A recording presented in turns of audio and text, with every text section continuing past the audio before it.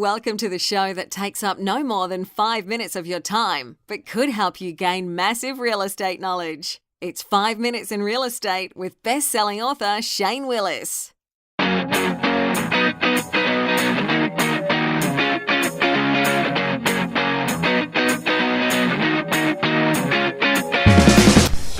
Hello, it's Shane Willis, Pensacola real estate expert, bringing you today's episode. Today we're going to talk about, it's Friday. Let me back up here for a second. It's Friday. It's supposed to be Infographic Friday. That's normally what I do on the podcast.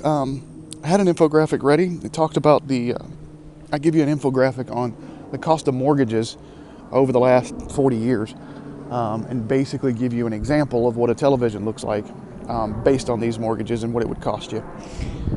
So that's really good. We actually were going to talk about that today because we were talking about the total cost of buying a property earlier this week. So we created that, but came across a good article this morning. So it's my podcast. I can change gears if I want to. I did put that infographic up on the blog. So if you just go to shanewillis.com/blog, you can get today's infographic. I'll make sure I put it up on the Facebook page too. Anyways, we came across an article today in the Wall Street Journal. It's July 6th, and so I'm putting this up as the podcast episode. I'm giving Robert Friedmore, I think that's his last name. I don't have it in front of me because I'm walking as I'm talking, but anyways, the author, I'm giving the author full credit. I'm not taking credit for the article, but I did want to talk about the article because we just ran across this today, or not today, but this week. And I found something interesting with our local association that I plan on addressing. I had a property that I had listed, and we got an offer on it, and the offer was contingent upon the buyers selling their property in Virginia. Now, the property they had in Virginia is not on the market. It's under contract. It looks like all the inspections have closed.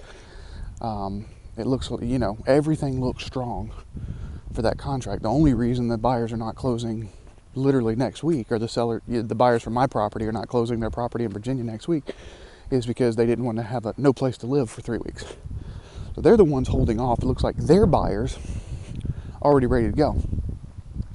But it's always interesting as a seller or a buyer to take a contract, to accept a contract contingent upon another property selling.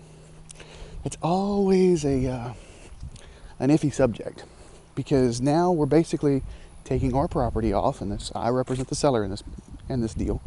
We're taking our property off of the market the month of July, which is a busy month, contingent upon a property we have nothing to do with.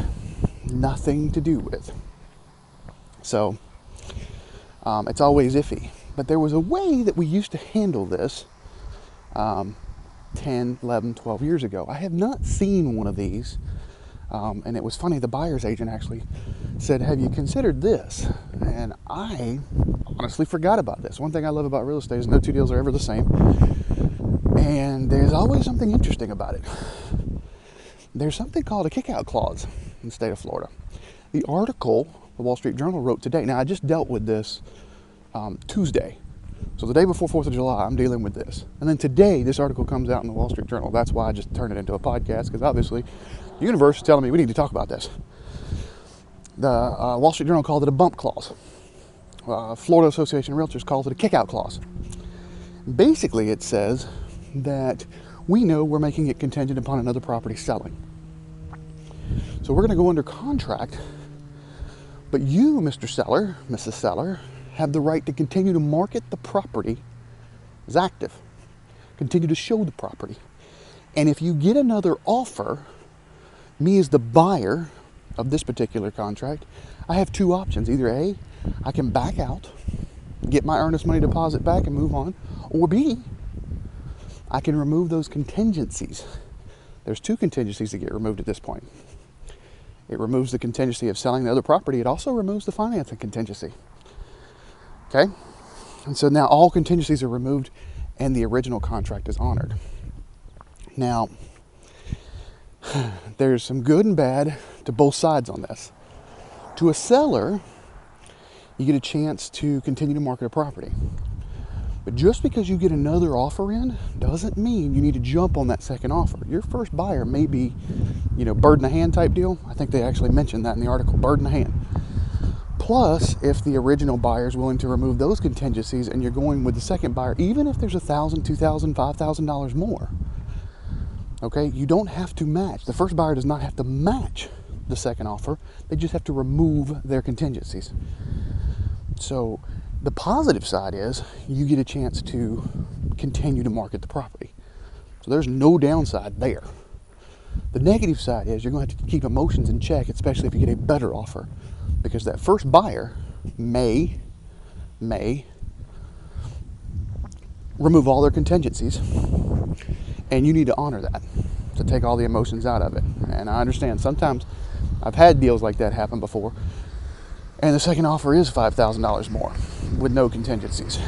And the sellers are very, very hesitant to do anything because, they want the extra $5,000. So as a seller, understand if we use this kick-out clause, this bump clause, that greed goes away, that initially and originally, whatever that original contract is, that's the contract you're willing to accept and you're going to be happy with it, period.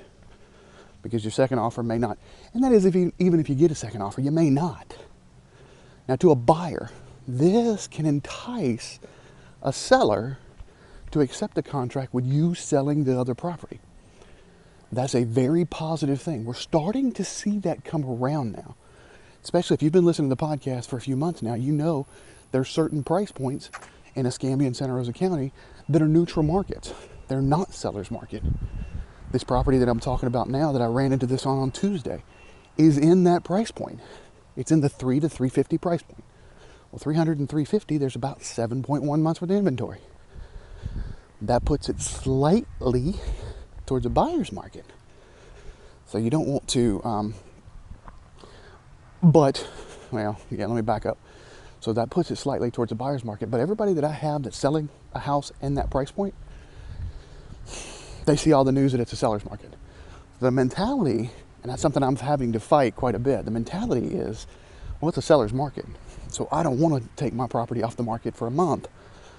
If they've got to sell another property, we'll just wait for another offer because it's a seller's market. Well, not really. It's a neutral. But this gives them the chance to justify in their head because they're not taking the property off the market for a month. Instead, they're continuing to market. And if a different offer comes in, you can either remove your contingencies or, as the buyer, you can back out. You'll get your earnest money deposit back. You will be out any money that you spent on inspections. So that will be out. That is a negative to this side.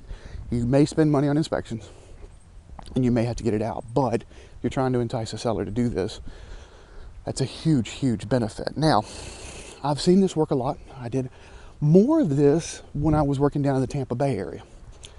I've seen this on a lot of contracts, both as a realtor and when I owned the mortgage company. I've seen this happen a lot. The one thing I found this week was when I talked to our local association, and that's the Pensacola Association of Realtors. They're telling me that if we do a kick-out clause, that we must mark the property contingent. Well, if you mark a property contingent, just for a little education, you mark a property contingent in the MLS, 95% of the agents are not going to show the property because they know it's under contract. On top of that, all of your feeds going to the public sites, your Zillows, your Trulias, your Realtors.com, your Remax, all of those sites go away. It's not active anymore. So that's something that I think needs to be addressed in our association, because I think that we're going to start to see this contingency take a little bit more prevalence. Are you going to see it a whole lot? No, you're not. Am I going to see it every month? Probably not. Could I see it 2 or 3 times a year? And should we be able to have this as an available tool in our tool belt, both as a buyer and a seller? Absolutely. So I'm going to send the address up to the association. I know how to do that. I'm going to ask them to actually put a separate section in our MLS to where we can put, I know in Baldwin County, if you're listening to this and you live in Baldwin County, they have a separate section in the MLS called first right of refusal.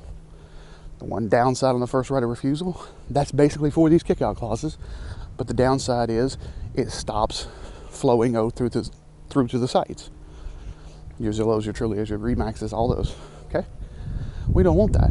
If we want to be able to continue to market the property, then I need to keep it active. So that's something I'm going to address with our local association, and hopefully we'll get that fixed soon. But what I wanted to do was share with you the Wall Street Journal article today, going into the weekend, to understand there are different tools, stuff you don't even think about yet, stuff you hadn't even considered, properties, projects, addendums that haven't even been considered. But when you work with a professional, well, sometimes stuff you haven't even considered. Like I say to my coaches all the time, because I got coaches in different parts of my life, and I go, listen, I don't know what I don't know, so I don't quite know the questions to ask. And unless you do real estate day in, day out, you don't know what you don't know. So you don't quite know the questions to ask. And if you got to sell a house, how do you propose to buy another house before the other house is sold, before the first house is sold? Well, here's an option for you. All right, that's all I got for you today. As always, if you have not subscribed, you get the tips, tricks, the infographics, the links, because this is the Wall Street Journal article that I'm putting up today is actually in the subscribe list, but since I give them credit, I have no problems putting it in the podcast notes. Get over to 5minutesinrealestate.com. That's 5minutesinrealestate.com. Also, if you're not subscribed to the podcast on your player of choice, Spotify, iHeartRadio, Apple iTunes, Google Play, whatever they are, get over there, get subscribed, give me a thumbs up. SoundCloud seems to be giving me quite a few thumbs up, hearts lately. Give me a nice comment too. And finally, as I finish this, I finish like always. If you found value in this or any other episode, I don't ask for any money. I do ask that you share it on social media. Have a great weekend.